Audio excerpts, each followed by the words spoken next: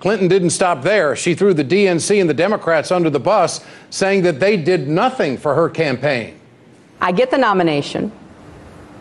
So I'm now the nominee of the Democratic Party. I inherit nothing from the Democratic Party. What do you mean nothing? I mean, it was bankrupt. It was on the verge of insolvency. Its data was mediocre to poor, non-existent, wrong. I had to inject money into it. This is the DNC. The DNC to keep it going. Okay.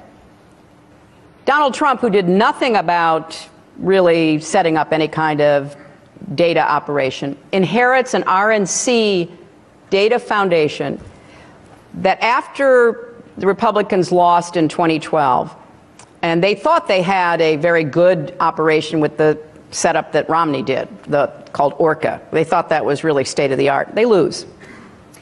So they raised, best estimates are close to $100 million.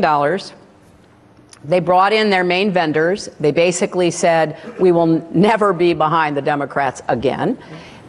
For more on this, let's turn to our political panel tonight. Dr. Gina Loudon, conservative author and talker, and also Rob Taub.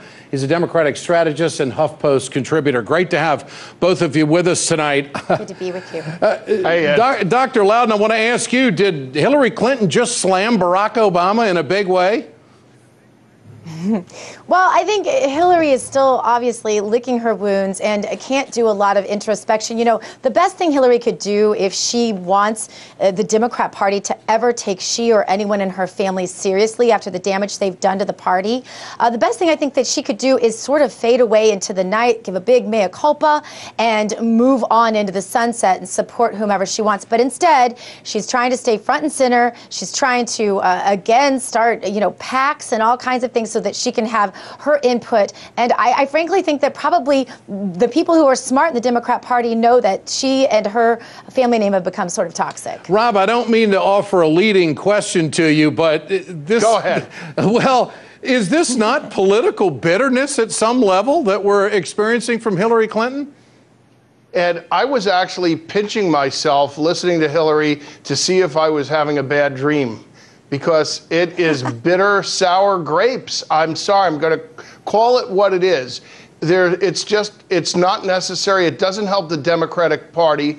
And another thing I'm going to say that I heard at a conference recently, I was at Anthony Scaramucci's SALT conference, and Bossy, the GOP strategist, said, the Russians may have been involved. I'm not saying they weren't.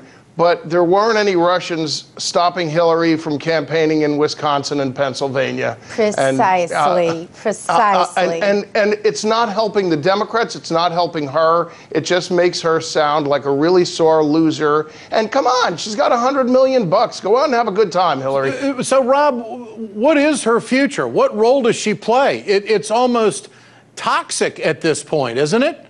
I mean, this is no fresh start for the Democrats. This is by far the worst commentary she's made so far, because it's beginning to sound like a broken record. And instead of her injecting it at various points of her speeches and addresses, this just seemed to be one long monologue where, as my grandmother used to say, yatata, yatata, yatata. It's enough already. Dr. Loudon, let's talk Paris Accord. Is President Trump going to pull out of this agreement and be the lone country on the planet, the ultimate climate denier on the globe? What about it?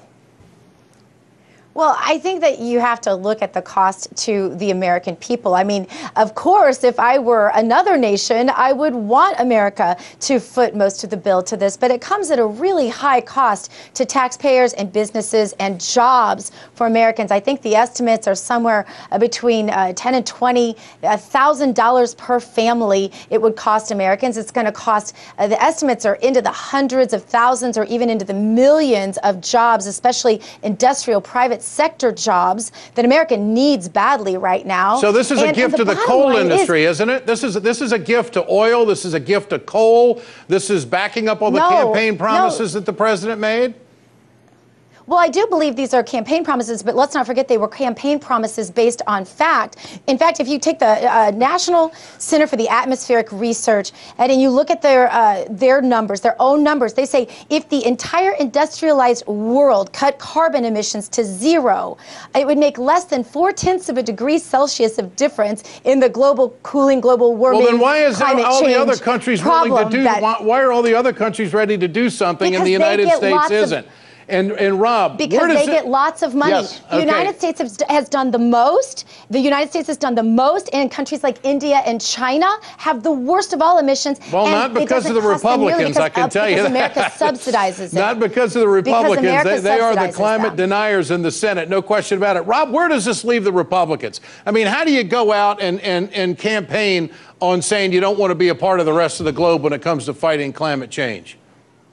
It leaves the Republicans in a bad place. It's not a good look. The last time I was on the show, I was discussing quid pro quo. It's more nuanced when you get into foreign policy than just saying this is the one way we do it. Because whether or not, look, people and cows and farm animals give out carbon monoxide emissions, okay? We're not just talking about that. We're talking about the fact that every other major country in the world is involved in this, and we're the only one walking away. Of course they are, because they want the money. Of course they are, because they want the money. But again, if the United all States is going to be the free nations, world let me finish. If the United States is going to maintain its position as a free world colossus, then we have to be that free world colossus, not by running away. But the United States voted. All right, we'll have to leave it there. The United States voted against globalism. Let's not forget that. Great to have both of you with us tonight. We'll have you back. Thank you, Ed. Thanks so much.